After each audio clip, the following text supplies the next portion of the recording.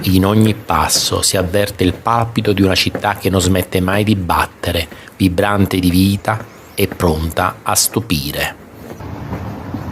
Appena imbocchiamo via della Cerra, notiamo questi paletti un po' diversi dal solito, più artistici, con forme sinuose non comuni. Ci stiamo avvicinando alla metropolitana di Salvator Rosa. Le facciate dei palazzi che affacciano sulla stazione della metropolitana sono colorate, con disegni fatti da famosi artisti italiani ed internazionali.